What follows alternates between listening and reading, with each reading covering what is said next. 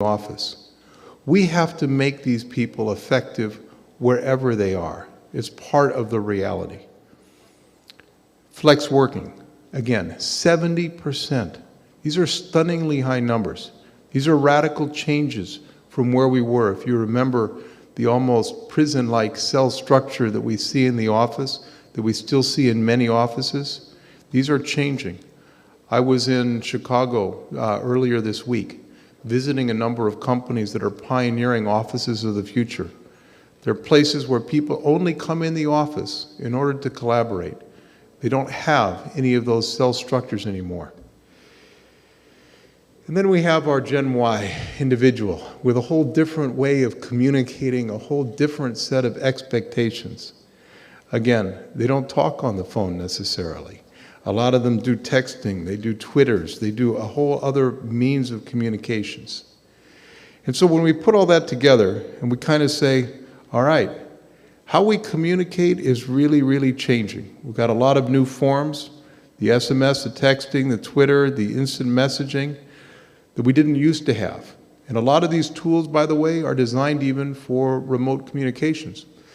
Why do I use email? Well, I can send it to 4 different people in 5 different countries, and I can send it at once, and I don't need to worry about whether they're there or not because they can communicate back to me later.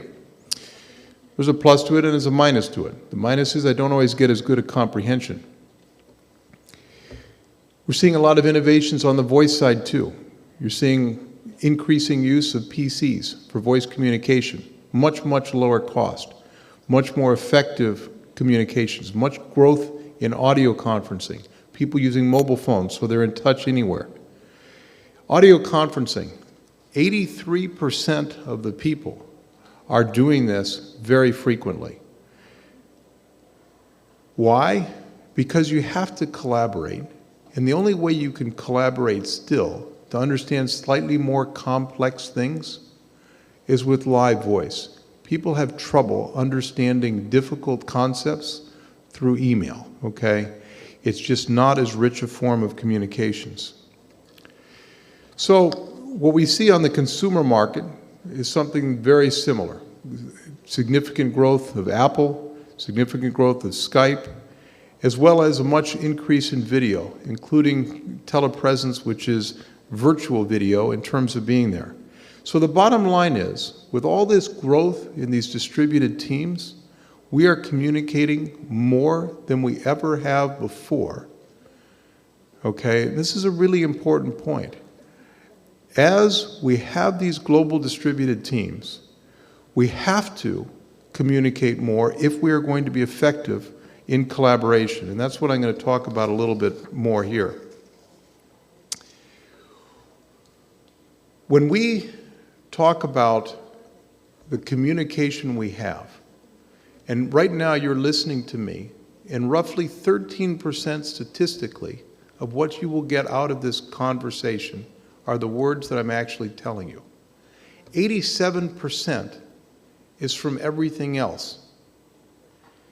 A lot of it is the tone of voice. Am I credible? Do you believe me? Am I enthusiastic? Do you trust me? You have questions about if I hire this person, are they really going to perform?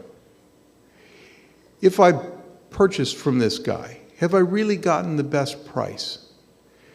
All of those questions are decided by tone of voice. If I'm talking to somebody, did they really understand it?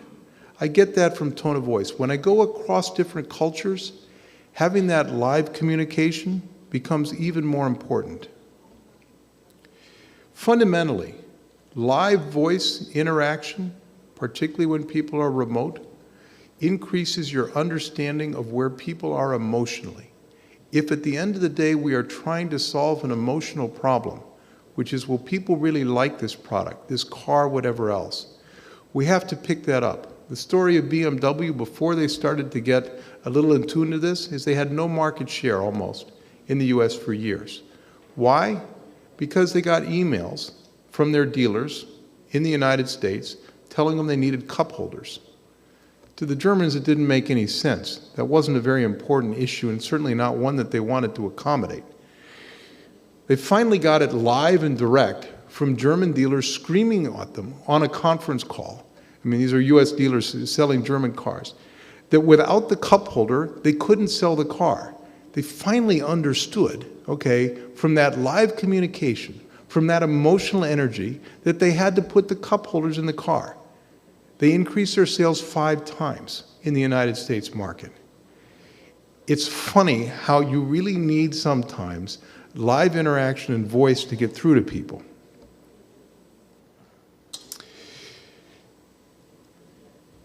If you look at collaboration right now, and you say, okay, it's one thing to get energy from one place, but again, I need to make products that are going to work anywhere. Sometimes I need to localize them. I need to understand, I need to have empathy for every location. I need to understand what they need. I need to put together this collaboration. My acoustic engineers, in our case, need to cooperate with our design engineers. We need to have that all be manufacturable. We need to have it hit all these different market requirements. We got to hit all of these things. It's a difficult thing to do. McKinsey just did a study of the Global 1000, and they found out in the course of that study that the single most important determinant of success was the effectiveness of collaboration. It was 74%. It was way ahead of strategy, whether or not you were on target and heading the right way, which was about 30%. It was way ahead of how well you were in executing what you tried to do. The single most important thing was collaboration in terms of actually getting things right and adjusting when they were wrong. When you look at product development, what's the number one failure? Number one failure, again, is collaboration. It's not that engineers aren't trying to develop the right product. It's that they don't fully understand what really is the right product. And this becomes hard when I have teams whose native language may not be English, trying to communicate with people. We have trouble in our company between the US and the UK, theoretically all native English speakers. We have even more trouble when we go across other countries where it's not the first language. The richness of communication that you have with somebody else is crucial to solving those problems.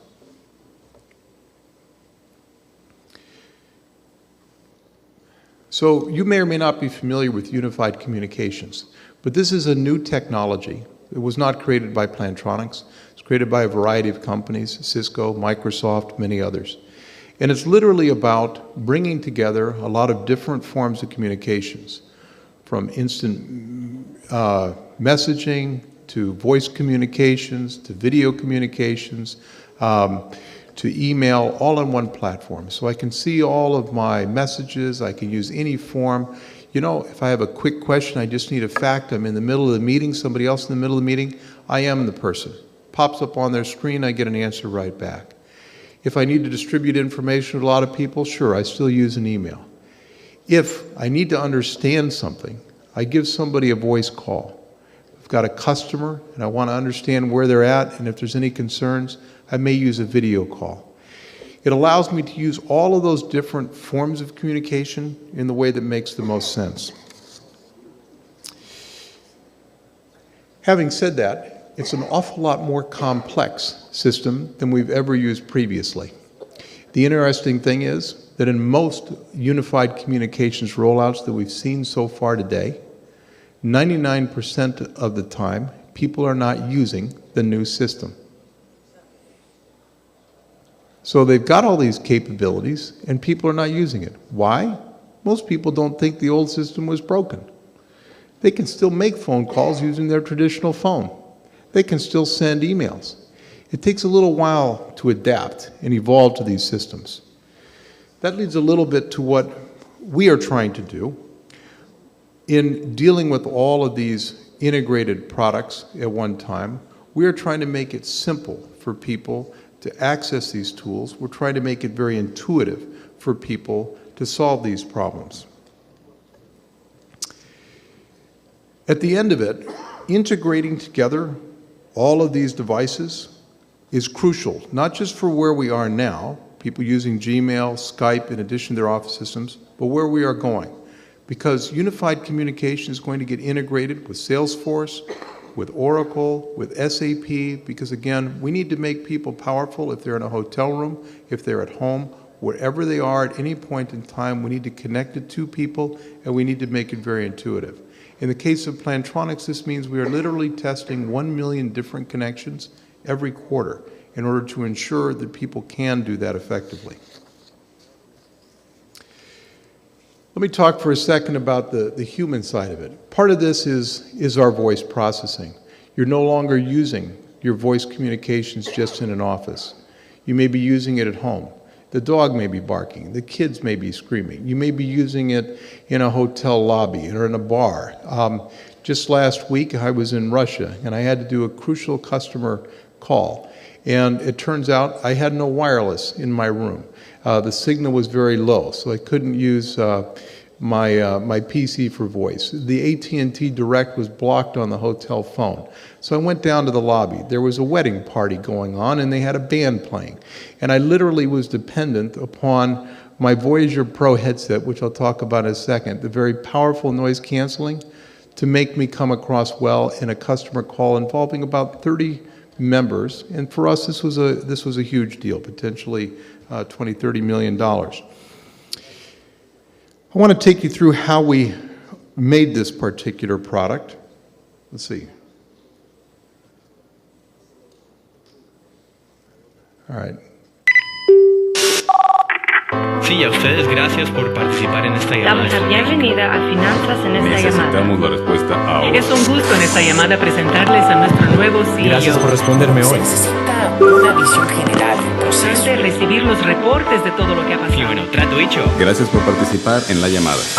La voz es la herramienta más valiosa para la comunicación comercial. Por este motivo, el éxito de Unified Communications depende del éxito del dispositivo que hace llegar la voz de los negocios. El auricular. Y solo Plantronics ofrece los auriculares con el valor tecnológico y ergonómico de una implementación de UC. Plantronics diseña productos avanzados de audio, comienza por una base de tecnología acústica superior y trabaja con pasión para ofrecer audio de la más alta calidad. Diseñamos nuestros dispositivos de audio para ofrecer sonido perfecto donde se le necesite, en oficinas y hogares, en PC y celulares. Por eso todas las compañías Fortune 100 usan Plantronics.